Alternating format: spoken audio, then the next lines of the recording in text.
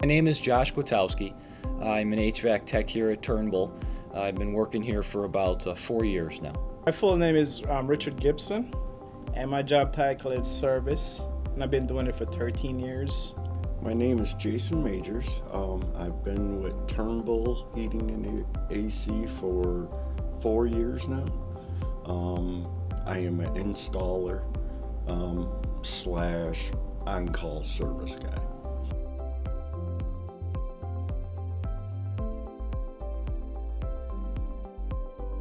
Well, a HVAC installer, which I am, is someone that goes out to a customer's house and installs a furnace or AC, like take out their old furnace.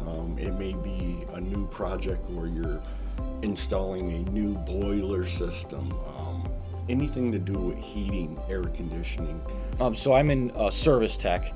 I'm responsible for basic maintenance items, keeping belts and filters changed, making sure air conditioning or heating units are running properly. Besides maintenance, we handle a lot of emergency service calls. So if a residential or a regular person in their home has problems with their system, whether it be heating or cooling, we can come by and figure out what's wrong and fix it. We do commercial as well, so bigger units you see on rooftops and maybe more of the massive units you kind of see at the sides of buildings like Walmart and things like that.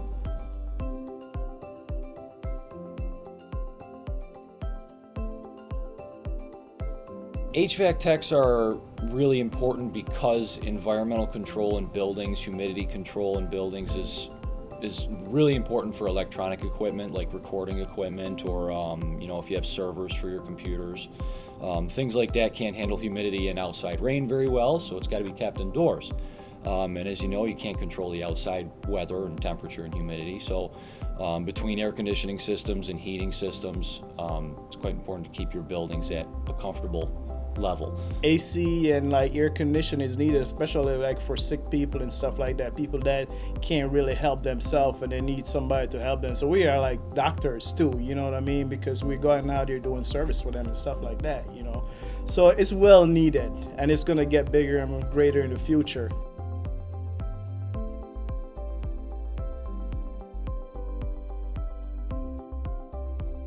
The duties are just, it varies so much. It's nonstop, like electrical. You have to be an electrician. You have to be a carpenter some days. I mean, there's a lot of aspects of this job that people don't really see. That man, there is a lot to it. There's a lot more to it than just, hey, we put in a furnace. Most of the responsibilities and duties for my job tend to, like, you come in the morning. You get your proposal, which tells you what you're doing for the day. So then you get to the job and I have to set up the job with me and my helper, kind of discuss what he needs to do for the day. And then I will get into where I have to change electric for the furnace. Duties involve talking to the customer, making sure they're comfortable with what we're doing as what they need or what they expect to, get that customer serviceman relationship down first so that we can move forward and make the job easier.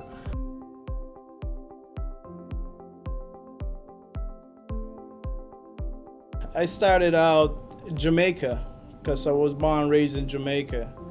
My uncle is an electrician and everything like that. He's a very good handyman and everything like that. So he go to like the hotels and stuff and fix stuff.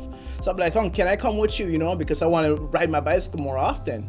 Not knowing the fact that I was preparing for my future, because every time like I go to places with him, he's basically like, hey, pass me a flat point screwdriver, and I hand him like a Phillip, and he'd be like, no, that's not it, So I'm like, okay. So at that point, it was just getting into that groove. I came up here, did an interview with Bill. He was over there in Arbor and everything like that, and we just get off right there. We just like become one. But that's how I ended up starting up. Then Bill take me on. I didn't know anything at all.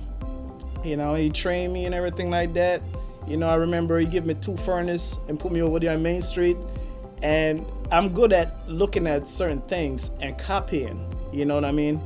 And these are the things that come in the future, because sometimes as a kid starting out, you're doing things that actually preparing you for the future, but you don't know that until you're actually doing it for real. Then you'll be saying to yourself, oh my God, I did this before. Got out of the Army and it was February of 2016, and then I went to a career agency here on Harvester in Batavia, and they recommended me here to Turnbull. So it kind of started there. I didn't have a lot of HVAC experience as far as exactly knowing how to do this job, but coming here with the GI Bill, kind of paying for my tools and paying Turnbull to be like, hey, train the guy up, I was able to learn a lot here.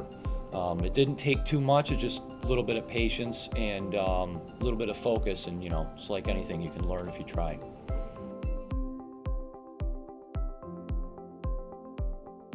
Like math, my English, a lot of that you tend to go through high school and think, I'll never use this stuff. And then you get into the real world. And coming into here, I use math all the time here. Even like the wood shop class, because reading a tape measure, simple stuff like that, you actually use a lot here and you have to apply it here. English, you have to read instruction manuals, and you have to follow schematics, stuff like that. Just everyday classes do help you throughout this career.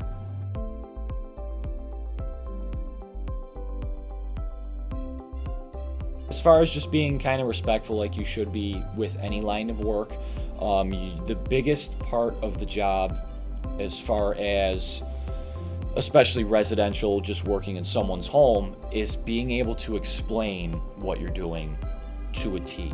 You have to be aware that the customer may not understand your line of work. They may know your line of work, so you can't sit there and tell them something that's not true.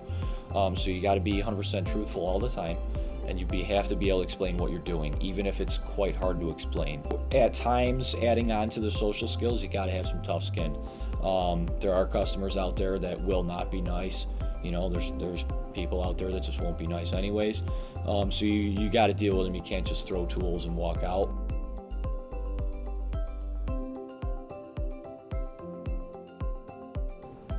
Depending on the level of where you're at, you could be $28,000 to $30,000 in the shop. You could be $35,000 to $45,000 in the field. You could be $55,000 to $65,000 as a senior field representative. The sky's the limit pretty much if you're working an hourly wage.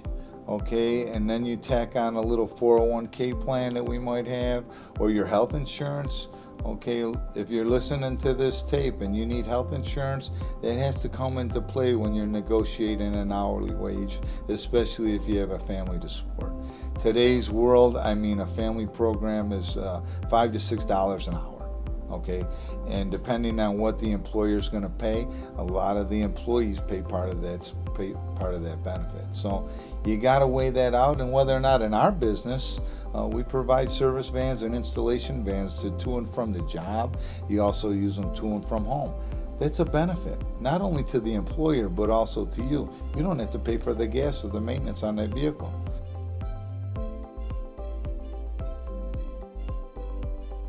The most challenging part for me was coming in and doing the on-call service part. It's something I've never done before in my life, and being on call 24/7, especially in New York State in the winter, is a very demanding thing. And you have those days where you just don't want to do it, but you have to dig down deep and fight through it. But it's actually rewarding also, because I have been on a call late at night and elderly person without heat get to the call, get their heat running for them, and I've actually sat there for an extra 20 minutes, had a talk with them, and you could see that it made their day for them because they had someone to talk to, and I would just happen to be that person to uplift them for the night. and and they went away happy, and then you come into work the next day, and next thing you know, there's a little, they call them kudos, where the customer called in and showed how much they were happy that you came and did the job for them, and it actually uplifts you throughout your day. And then you go, man, I was mad about going out there, but I'm actually happy that I did. I actually made that person feel good. So it has its rewards, but at first it seems like it's not that great, but it actually is. It is.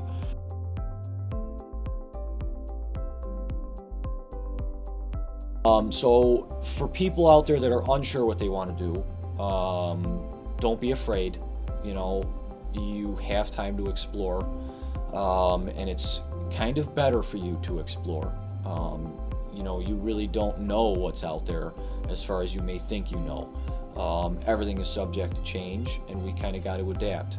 So keep an open mind. When the time comes where you get out of high school and you kind of got to explore for a job, look around.